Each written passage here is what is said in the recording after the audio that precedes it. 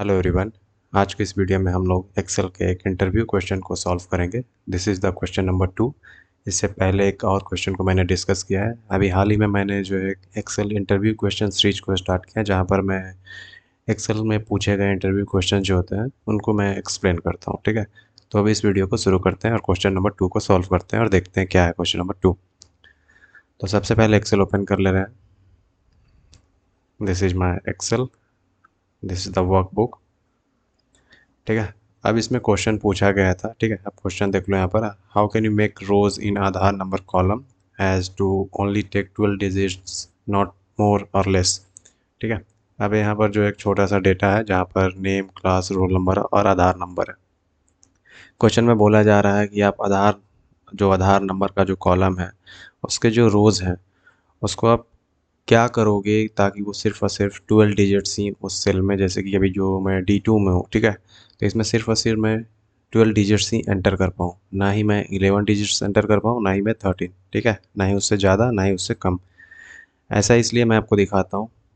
अब यहाँ पर देखो मेरे पास मतलब कि एक सीट था, एक डेटा था। ठीक है, जहाँ पर मतलब कि एंटर यहाँ मैनुअली करना था आधार नंबर।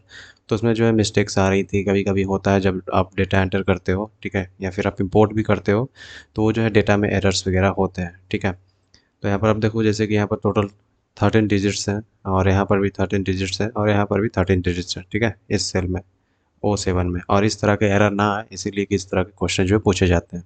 तो अब हम लोग इसको सॉल्व किस तरह से करेंगे, तो उसके लिए करना क्या है। ठीक है, यहाँ से जैसे कि D2 से स्टार्ट हो रहा है, आधार नंबर जो कॉलम है उसमें जो रोज़ है वहाँ से स्टार्ट हो रहा है। अब इसको पूरे को सिलेक्ट कर ले, कंट्रोल शिफ्ट डाउन एरो, क्योंकि मुझे पता नहीं है कितना डेटा जो इसमें एंटर होगा। इसको मैंने पूरे को सिलेक्ट कर लिया टिल द बॉटम। ठीक है, आप देख लो यहाँ पर जितने जहाँ तक अंत होता है रोज़ का। उसके बाद आपको करना क्या, ऊपर में बहुत सारे टैब्स होते हैं, आपको डेटा वाले टैब में चले जाना है। डेटा टैब में जाओगे तो उसके बाद आपको एक डेटा टूल्स का ग्रुप मिल जाएगा। उसके बाद यहाँ पर आपको डेटा वैलिडेशन पे क्लिक करना है। डेटा वैलिडेशन को इनेबल कर देना। जैसे ही क्लिक करोगे you will get this window. उसके बाद आपको करना क्या है, यहाँ पर अलाउ का ऑप्शन है। ठीक है, इसको एक्सपैंड करना है और यहाँ पर से आपको जो है टेक्स्ट लेंथ को चूज़ कर लेना है। उसका डेटा आएगा, डेटा को भी एक्सपैंड करना है। इसको एक्सपैंड करोगे तो इसको आपको कर लेना है इक्वल टू। ठीक है, अब यहाँ पर आपको लिख देना लेंथ।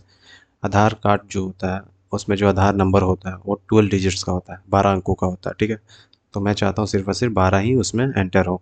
इसको मैं ओके प्रेस कर ले रहा हूँ। अब यहाँ पर वीडियो स्किप मत करना, कुछ और भी चीज़ हैं जो कि आपको जानना ज़रूरी है। अब मैं आपको दिखा दे रहा हूँ। ठीक है, 1 2 3 4 5 6, 1 2 3 4 5 6, ये जो 12 डिजिट है ये तो बिल्कुल सही है। ठीक है, लेकिन यहाँ पर देखो एक छोटा सा और एरर आ गया, कुछ फॉर्मेटिंग इसका अलग है। ठीक है, पता नहीं ऐसा क्यों हो रहा है।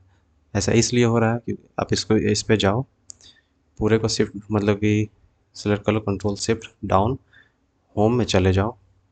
आप यहाँ पर इसको नंबर वाले ग्रुप में जाना, जनरल है, इसको आप नंबर कर लो।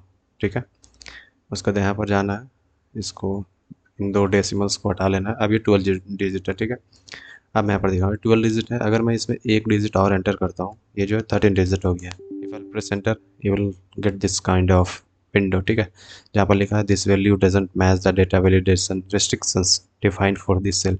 क्योंकि हम लोगों ने इस सेल को इस तरह से डिफाइन किया कि इसमें सिर्फ और सिर्फ 12 डिजिट ही एंटर हो, उससे कम या फिर उससे ज़्यादा अलाउ नहीं है।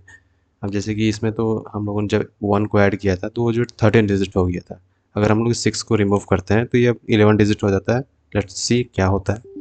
तो सेम जो है मैसेज आ रहा है, ऐसा इसलिए क्योंकि जो है अब जो है एक डिजिट कम है।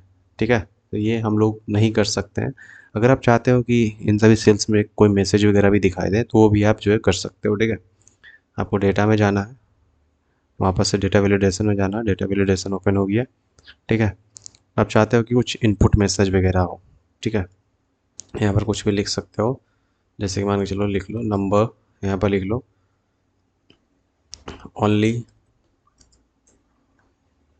12 digits are allowed to enter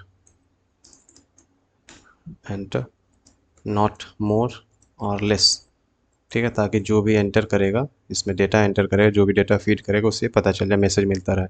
अब जैसे कि मान के चलो इस सेल में कुछ लिखना हो, ठीक है, तो यहाँ पर मैसेज नहीं आ रहा, मतलब कुछ दिक्कत हुई है। दिक्कत ये हो कि पूरे सेल को हम लोगों ने सिलेक्ट नहीं किया था। पूरे सेल को सिलेक्ट कर लेंगे, डेटा वैलिडेशन, यहाँ पर जाना है, उस मैसेज को वो मैसेज को मैंने यहाँ पर रखा था, यहाँ पर लिख लेना नंबर,